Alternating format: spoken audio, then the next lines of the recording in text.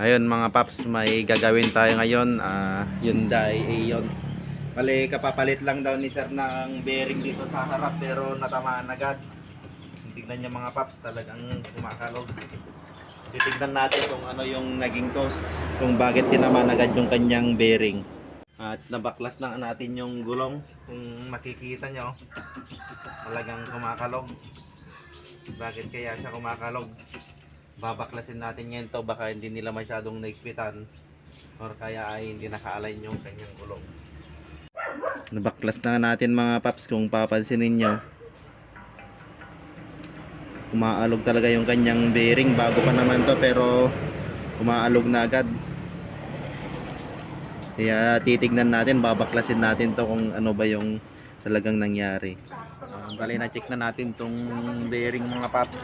Binaklas natin dito, okay naman, wala namang problema, kasi kapapalit nga lang. Ang nakita nating problema, kulang sa pagka-press, hindi sumagad dito kaya umaalog. Kaya ipipress natin ngayon. Ito pala yung ating mounting press, DIY lang to.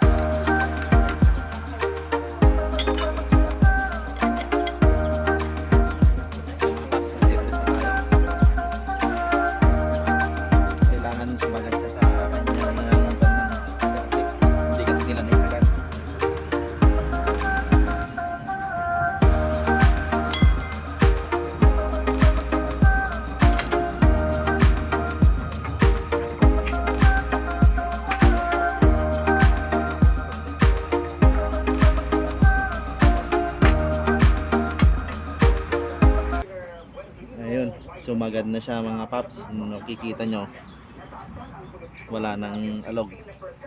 At saka ito pa yung isa na nakita natin problema. Hindi nila masyadong naigpitan to kasi kaninang nilwagan natin ay hindi masyadong maigpit, kaya umurong siguro yung kanyang bearing. So talagang iikukan natin ito, sisecure natin, higpitan natin gamit ito para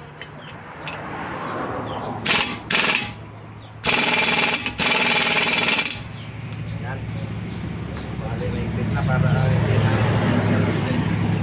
So, bali ngayon, wala na yung kanyang alog mga paps. Hindi tayo nagpalit ng bearing o wala tayong pinalitan. Talagang may kulang lang para maging maayos yung ating bearing.